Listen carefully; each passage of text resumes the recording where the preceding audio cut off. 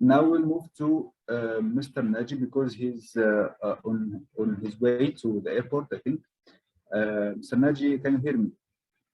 Yes, yes.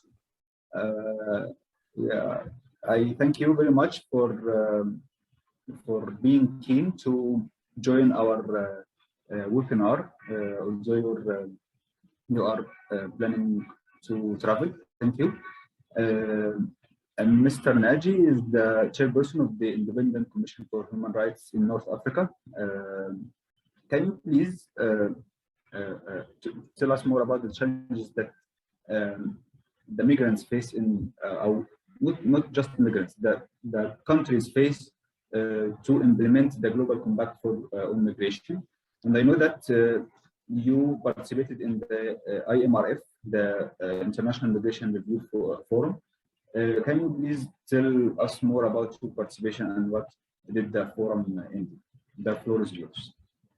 Thank you so much. I'm very honored to be today with you in this very important panel on a migration system. Migrants are now all over the world are in serious conditions. So the voice, we should be, as civil society, as also said Mr. Dennis, we should be the voice of the voiceless. We should be the voice of the migrants who are now living in difficulties. So a recent, as I said, recent migration crisis have demonstrated again the link between adoption, resolution laws and conventions and implementation. Here I refer to the Global Compact on Migration. A few days ago, we participated last month, we participated in the Global Compact on Migration, and they gathered a lot of NGOs from all over the world. More than 300 have discussed this issue, but there was a recommendation, of course, there was presenting, describing, stating where there is, should be, this country should involve to solve the problem of migration. Many countries, especially in Africa, have adopted UN resolution, but when it comes to reality, it doesn't exist. Migrants still suffer continuously, especially during the pandemic. So if I can say by 2030, Africa will be the continent of the largest increase in youth population. By 2050, Africa population will be made up of primordial youth, within 2 in 5 children worldwide who will be Africans.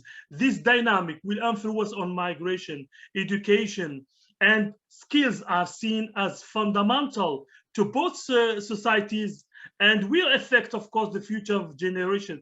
That's why we are here today. That's why we are everywhere when there is a panels, when there is a forums on migration, to shed lights on these drawbacks, on the problem of migrants, because as the countries doesn't respect, countries especially all over the world, and we make a focus on Africa, doesn't respect the resolution and the convention of the displaced persons, the migrants on the move, especially those vulnerable, including women, children. Current realities, African migrants are now being sold in market in slaves, aside other abuses in Libya, subject to illegal and documented workers and person, for domestic workers and other African migrants workers. For migrants and mobility, we should expand information. We don't have data because we don't have also data regarding migration movement. We should build an integrated data system for profiling migrants and mapping migrant routes across countries. We should also combat against traffickers. Many traffickers are now in Africa, especially in North Africa. Most of the traffickers are using migrants, using them for using them illegally, the traffickers, and also trafficking in person, exists also that this is also a drawback. So also we should fight, we should combat this phenomena of trafficker. Main challenges, I can say it here, main challenges. Migrants face many challenges, namely lack of shelter. Some of them are in the desert, some of them live in homeless, no homes, inability to secure livelihood before, during, and after their displacement. Persisting also issues such as discrimination and marginalization during the displacement. Some of them are marginalized, discriminated, and etc. The host community sometimes make it difficult for displaced groups to access to the basic service. They need service. They need to access to health. They need to access to work. They need to be treated as a local person.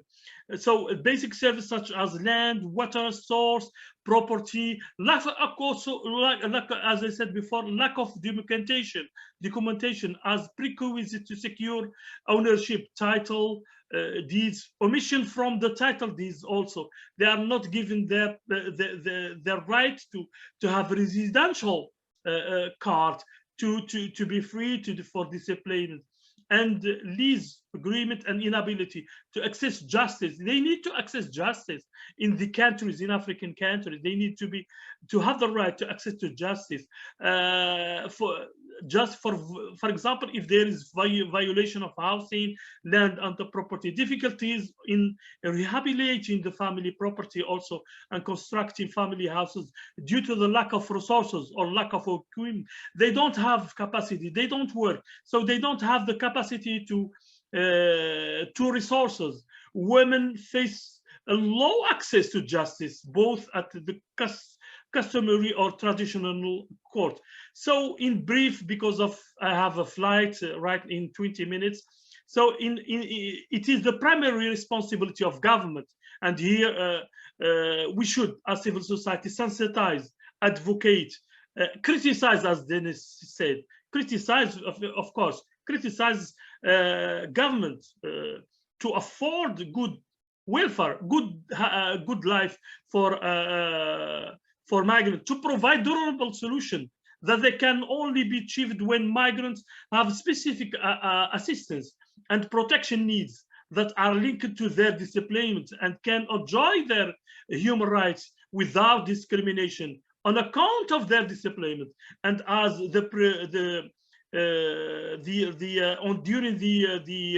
the forum on migration, the president of the United Nations General Assembly said, we should litigate for the right of migrants, implement resolution regarding migrant issues, promote inclusive measures for migrants, and above all, make sure that all the migrants are not left behind. I thank you so much. Thank you very much, Mr. Naji, for your speech. Yes, we should not leave the migrants behind.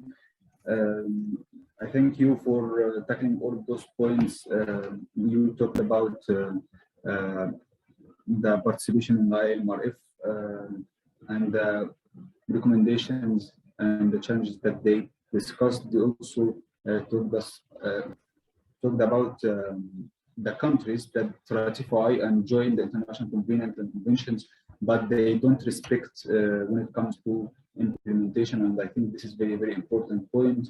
You also talked about the challenges that we face in our region, especially the data and the lack of data in our regions. And you also talked about the challenges of trafficking and human trafficking and the abuse of migrants and the lack of shelters. And you also mentioned the lack of access to justice, access to houses, education, work, and the other resources. And I join you and Mr. Dennis to that we should not stop criticizing or pressuring the governments to respect the international convenience to respect migrants' rights. Thank you very much, Mr. Naji, and have a safe flight. And thank you for being keen to participate and join us today. Thank you very much.